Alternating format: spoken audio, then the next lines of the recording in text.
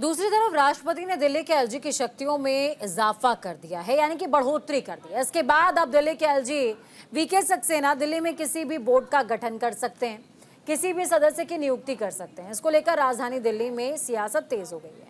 इसी को लेकर हमारे सहयोगी आनंद कुमार सिंह ने दिल्ली बीजेपी अध्यक्ष वीरेंद्र सचदेवा से खास बातचीत की। सुनिए। साथ बात करने के लिए दिल्ली बीजेपी अध्यक्ष वीरेंद्र सचदेवा जी हैं। सर, एलजी की शक्तियां बढ़ाई गई हैं, कैसे देखते हैं इसको? देखिए, दिल्ली में बेहतर प्रशासन हो, दिल्ली के लोगों को बेहतर सुविधाएं मिलें, इस संदर्भ में अगर केंद्र सरकार ने ये निर्णय लिया तो मैं उसका स्वागत करता हूँ। कारण क्या है कि आज 5 महीने से मुख्यमंत्री जेल में है और दिल्ली की आम आदमी पार्टी की सरकार 60 विधायक होने के बाद एक मुख्यमंत्री नहीं चुन पा रही। तो आप समझ लीजिए क्या हो रहा है। 500 फाइलें टेबल पे पड़ी हैं जिस पर डिसीजन नहीं हो रहा है। और जब मुख्यमंत्री खुद बाहर थे और जो नियुक्तियां आम आदमी पार्टी की सरकार ने की, चाहे दिल्ली डायलॉग कमीशन में की या बाकी अलग अलग आयोगों में की, वो सब इनके वो पिट्ठू थे जिनको 2-2 लाख रुपए तनख्वाह देकर ये उनसे किकबैक ले रहे थे।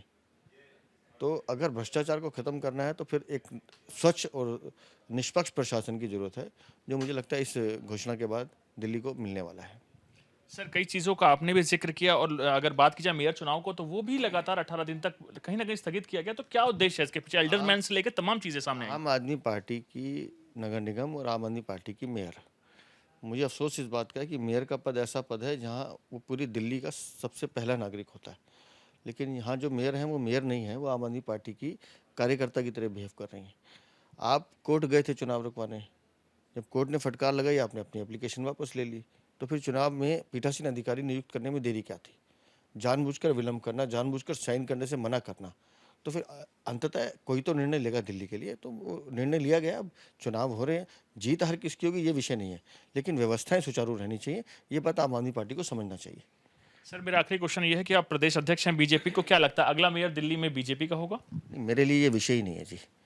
हमारे लिए विषय ये था कि स्टैंडिंग कमेटी दिल्ली नगर निगम की सबसे पावरफुल कमेटी है, जिसके माध्यम से दिल्ली की जनता की सेवा की जा सकती है। लेकिन आम आदमी पार्टी की भ्रष्ट सरकार के कारण पिछले 18 महीने से 16 महीने से ये काम नहीं हो रहा था। अंततः कोर्ट के निर्देश के बाद अब ये हो रहा है, तो इसका स्वागत करना चाहिए। ये थे दिल्ली प्रदेश अध्यक्ष वीरेंद्र सचदेवा जी। कैमरामैन मनीष ढोंडियाल के साथ मैं आनंद कुमार सिंह, न्यूज़ इंडिया, दिल्ली।